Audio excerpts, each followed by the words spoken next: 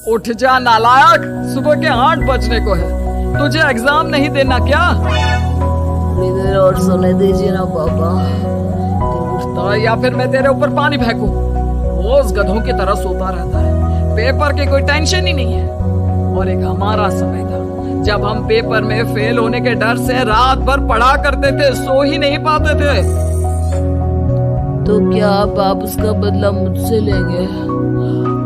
मैं 15 मिनट बाद उठ जाऊंगा, आप प्लीज जाइए, मुझे डिस्टर्ब मत कीजिए। इतना कहकर रौनक रजाई ढककर फिर से सो जाता है। तू ऐसे नहीं मानेगा, रुक मैं अभी पानी लेकर आता हूँ। बस फिर क्या था, इतना कहकर वो भागते हुए बाथरूम में जाते हैं और पानी की एक बड़ी सी बाल्टी लाकर रौनक के ऊपर फेंक देते हैं। पानी पड़ते ही रौनक झट से उठ जाता है। ये आपने क्या किया पापा? अब तो उठेगा नहीं तो यही करना पड़ेगा ना। वैसे थैंक्स डैड, आपके कारण ना अब मुझे नहाने की भी जरूरत नहीं पड़ेगी। चलिए अब आप माँ से बोलकर मेरे कपड़े निकलवा दीजिए, तब तक मैं ब्रश कर लेता हूँ। वैसे कल ना आप एक काम और करना, नहलाने के साथ साथ मुझे ब्रश भी करवा देना। ये ब्रश करने में ना मुझे बहुत आलस आता है। रौनक की बातों से अरविंद का मुंह खुला का खुला रह जाता है। वो अपनी पत्नी कमला के पास जाता है और रौनक की हरकतों के बारे में बताता है, जिसे सुन उसकी पत्नी हंसने लगती है।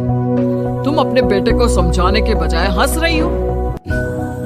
रौनक बच्चा है, धीरे धीरे सुधर जाएगा, आप क्यों उसके पीछे पड़े रहते हो?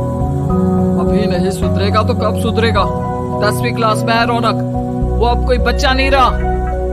अरविंद के इतना बोलते ही वहाँ रौनक भी आ जाता है।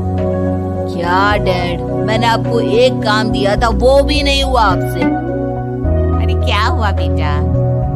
माँ, मैंने डैड से बोला था कि वो आपको बोलकर मेरे स्कूल की यूनिफॉर्म निकाल दे, लेकिन मेरे पीछे पड़ने के अलावा इनसे एक काम ढंग से नहीं होता। देख रही हो कमला, देख रही हो अपने लाडली को? अरे आप चुप रहिए। चलो बेटा, मैं तुम्हें कपड़े निकाल कर दे देती हूँ। बस ऐसे ही साल पर साल बीतते जाते हैं, लेकिन रौनक के रवैये में कोई बदलाव नहीं आता। वो पहले से भी ज्यादा आलसी और पूरी तरह अपने माता पिता पर निर्भर हो जाता है। 2 साल बाद पता नहीं कहाँ गायब रहता है पूरे दिन, अब तक तो आ जाना चाहिए था।